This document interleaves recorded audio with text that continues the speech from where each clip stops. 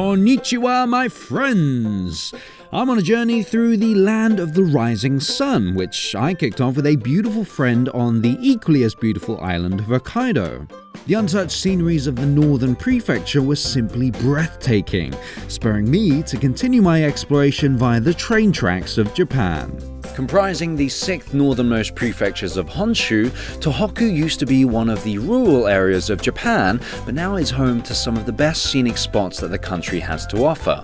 While there are limited airports in Tohoku that cater international flights, travelers like myself come here from Tokyo via train, or more specifically the amazing bullet train known as the Shinkansen. Ah, yes. Comfort is certainly key in the operations of JR East, but what elevates the standards of the Shinkansen is also its commitment to timeliness. People have about 2 minutes to disembark the train, and the people wanting to get on the train have about 3 minutes, which leaves 7 minutes for the train to be cleaned. It's the people in a company under the East Japan Railway Group for rail maintenance whose job it is. Now, they go by Tessai, and quite an undertaking it is. 2A. Yeah, this is me.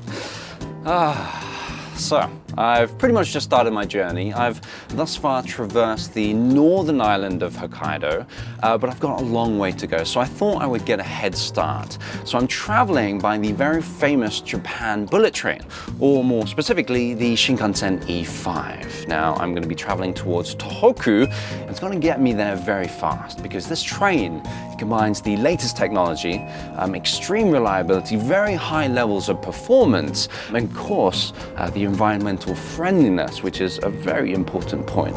But my favorite feature has to be the comfort. Oh, so relaxing. If you have a smartphone, which everybody has these days, you can download a special app to measure the speed of the train. For this route that I'm on, the Shinkansen actually reaches up to 320 kilometers an hour. Arigatou gozaimasu. The service here is impeccable. You can actually choose when your meal comes. So if you're not hungry in the beginning of your journey, you can have it later on, but I'm a bit peckish now. Now the menu itself is rather extensive. You've got choices of whether or not you want Japanese food or Western style snacks and sweets, lots of drinks, and amenities which cover blankets, shoehorns, and eye masks, just to make sure you have the ultimate in comfort for your journey. My starting point for the Tohoku region is Morioka, which is one of the major stops on the Shinkansen rail route. I learned that branching out from here is the best plan to have, thanks to a buddy of mine who I'm actually meeting here, as she's keen on joining me for this leg of my journey. Tokyo-based actress Nori Sato is a merry lass who's a self-professed movie buff. How are you? Good to see you. Long time. Long time. Okay, you started very early. You're a morning riser. Yes, because we have to go to almost everywhere, to go in this region. Sounds like a plan. Let's go. Yes. First off, Nori and I head to a restaurant called Azumaya Soba Shop for some grub to fuel our day ahead. Now, I love my Japanese cuisine, so I did some research and I found a place which sells wanko soba. So I don't know what wanko is. You're going to have to fill me in. Yeah, wanko is the little bowl which the noodles are served. Really? Yeah. Right. Let's go. Okay. Little bowls. Hope they got enough of those. Okay, here. Ah, long table for us, huh? Sit, Just please. here? Yeah.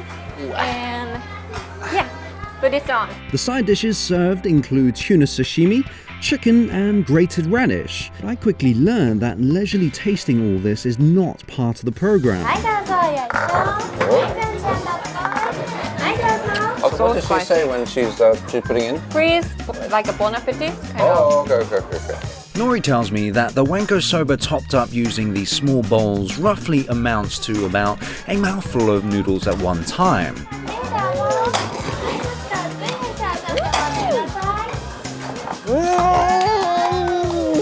I win! You are. Yeah. Oh my gosh. Still come back with more. God. Look at that. Really? Okay. Really?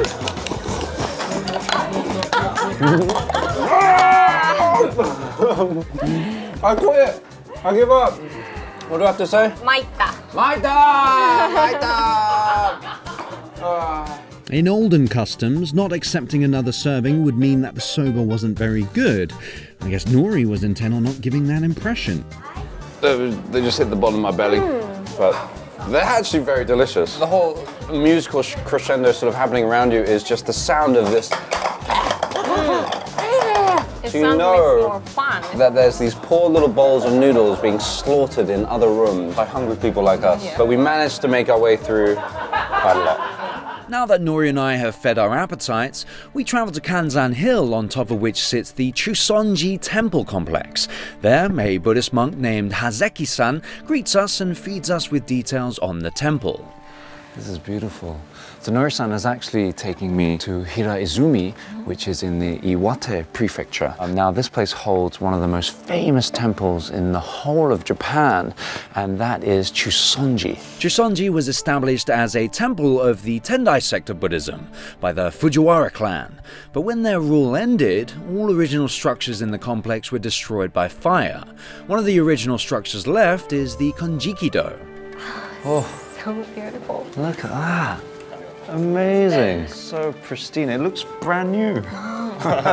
So this is one of the two original buildings from the Chusonji temple complex. Is that right? Yes. Ah. So originally this building's actually made out of wood, but covered completely in gold leaf. The Konjiki-do, or the Golden Hall, is actually a mausoleum where a lot of the leaders of the Fujiwara clan are buried. Now, they ruled most of northern Japan back in the 12th century, so imagine having this as a burial site. Amazing. 藤原奥州藤原氏藤原ファミリーっていうのは初代の奥州藤原氏清平さんという人がいたんですね、これは初代1人目の藤原氏です、その清平さんは子供の頃から戦争の中で育ったんですね。たくさんの戦いがあった。で、いろんな人とか動物が死んでいくのを見ていたんですね。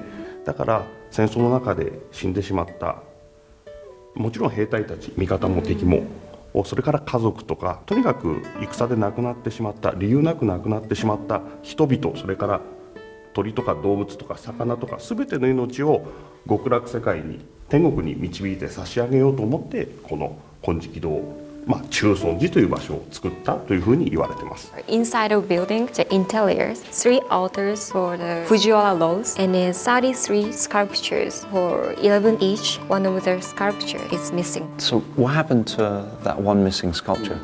この金色堂が建立されたのっていうのは今から大体900年ぐらい前なんですね。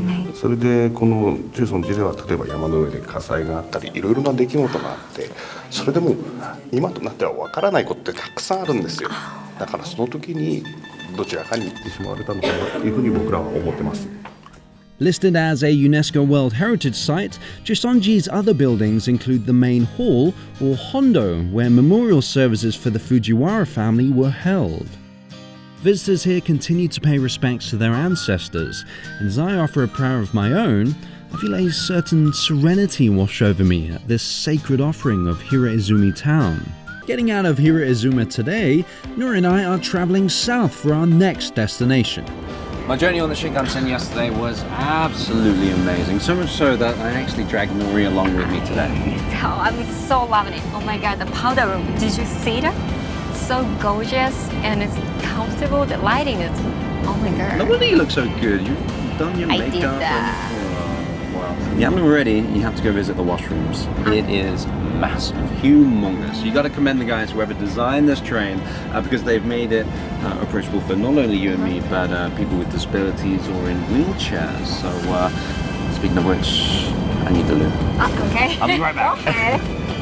Well, there comes a point in any long journey where one needs to use the toilet, and what a toilet it is! This is bigger than my room at home. So excuse me whilst I use the little boy's room. One such station may well be Sendai Station, from which Nori and I travelled to Miyagi Prefecture for an arts and crafts session. Nori and myself are in Norikuro Onsen, which means there's somewhere around here an onsen, but we're not going to go bathing today. Yes, that's right. So we've come to here to check out the famous kokeshi. This museum was opened in 1975 thanks to the initial donation of a large Kokeshi doll collection from a poet and writer of children's stories named Kaname Fukazawa.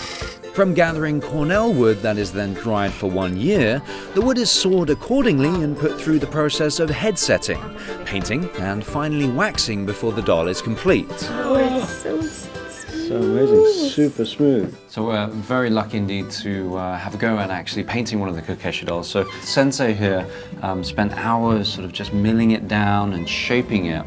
So what we have to do now is paint them. So we've got 3 paintbrushes, is that right? For black, red, green. and green. Sensei, what's the history behind the Kokeshi doll? そうだね、200年ぐらいになるこのは。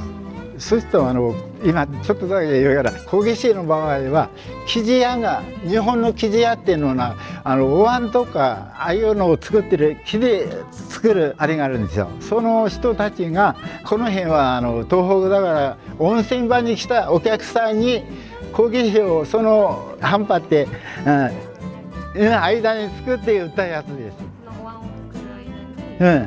お椀とかあれ茶碗なんか作る間にこのこけしを生地屋さんがこけしを作ってお土産屋さんに出して売ったやつなんで、だから入ればこの辺のこけし作る周辺はほとんど温泉場なんです。 What is the first step?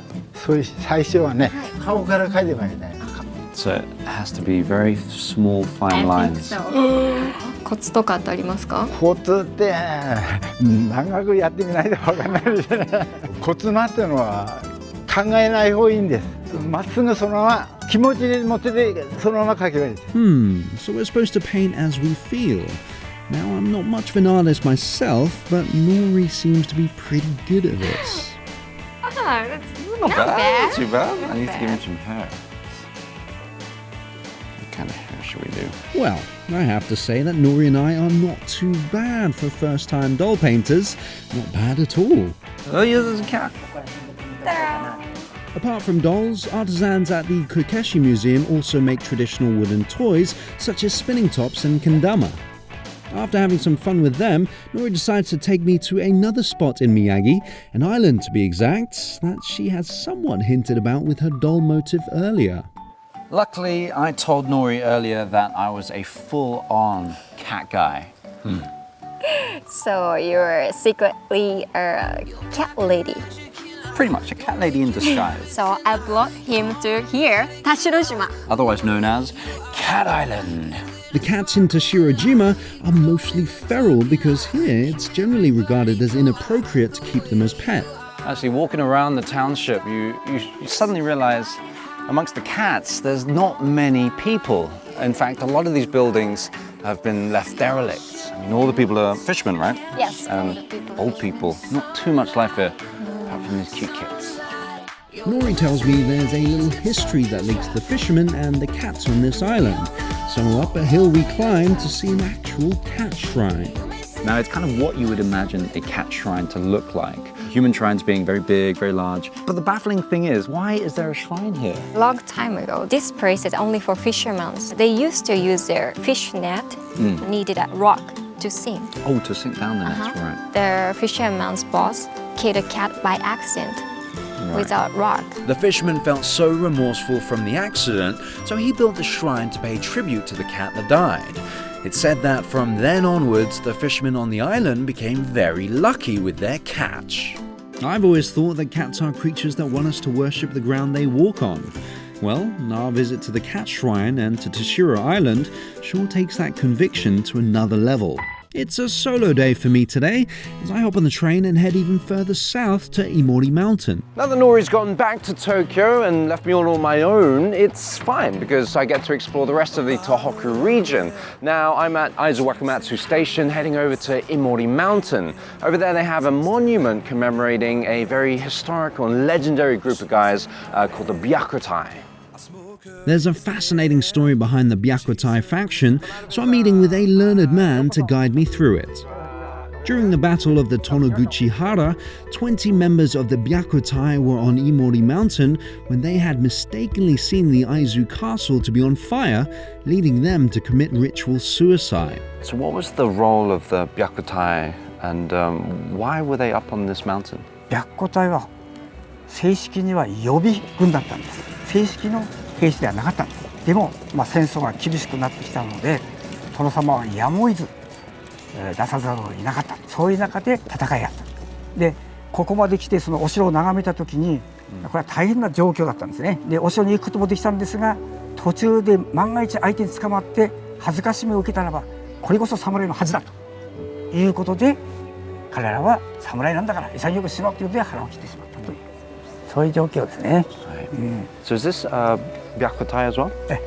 この方々も白虎大使なんですが、この方々はどちらかというと中級下級武士の子供たちです。それでお父さんやお兄さんについてって戦って亡くなった方です。こちらは会津でいうと100石以上の上級武士の子供たちがほとんどなんです。だから将来を担う子供たちだったので、殿様は最後の最後まで戦に出さなかったんです。Now the memorial service always has so many people year after year. Why do they always come here? これはね、やっぱり日本人に欠けてる部分があるんじゃないですかね。やっぱり自分の目を捨てても人のために尽くすという、そういう風な精神を求めて皆さんが集まってくるんじゃないかなと私は思っています。The Byakutai Memorial Service is held biannually here at Imori Mountain, with either service allowing descendants of the Byakutai and the public to pay respects to the fallen troops in the tragic Aizu Wars.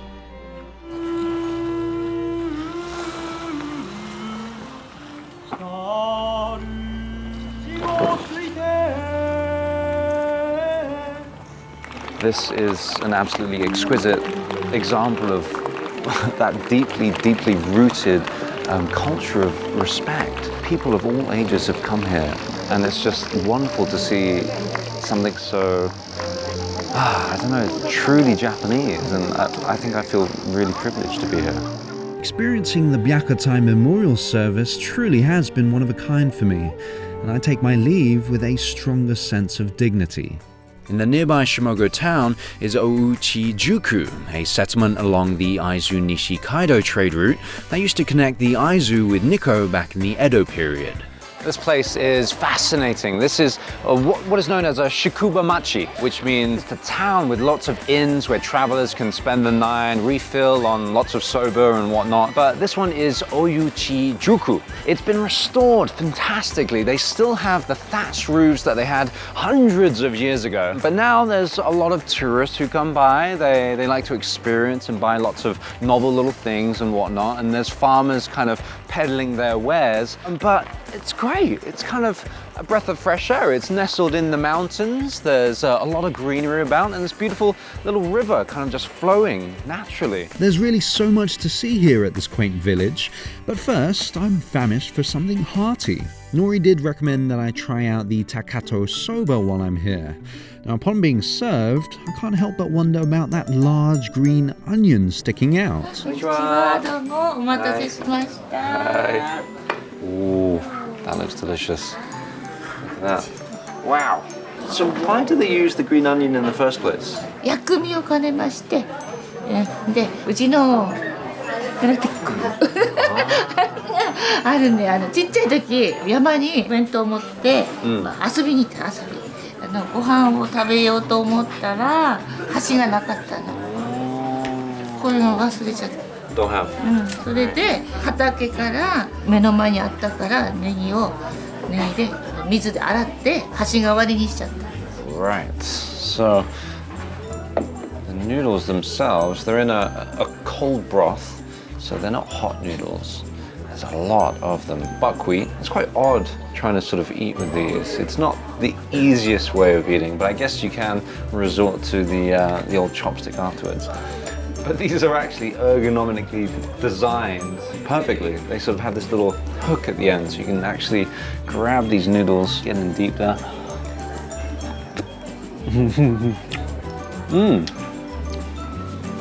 It's not bad actually. That's pretty good. I was sort of a little bit hesitant because I'm not really used to oniony kind of flavors, but this doesn't produce too much of a pungent flavor.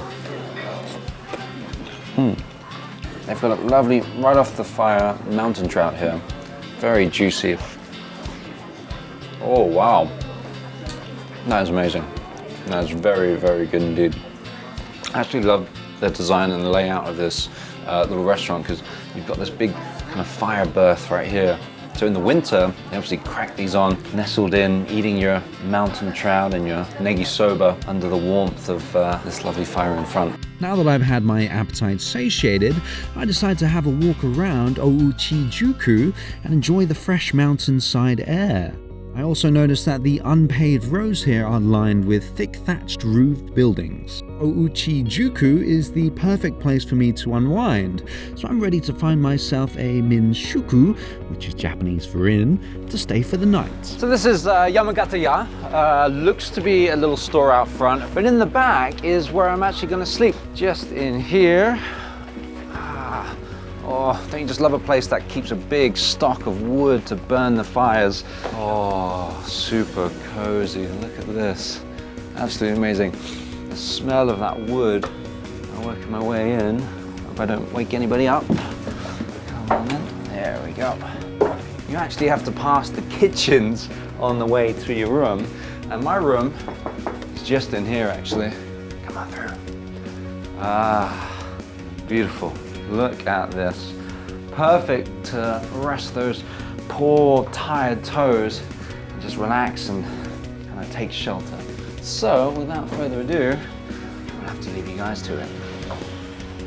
The last couple of days I've had in Tohoku encompassed a holistic experience that to me felt uniquely Japanese in how there was a running theme of balancing the old and the new. While being able to enjoy the perks of vast, efficient and accessible technological innovations, I've also had the privilege of seeing firsthand the dedication that the people here have in instilling and preserving the spirit of honor and respect. I'm looking forward to discovering more of such awe-inspiring experiences, and luckily for me, I still have a long way to go in this intriguing little country called Japan. Next week on Welcome to the Railworld Japan. This lady here is known as an oiran. Banzai!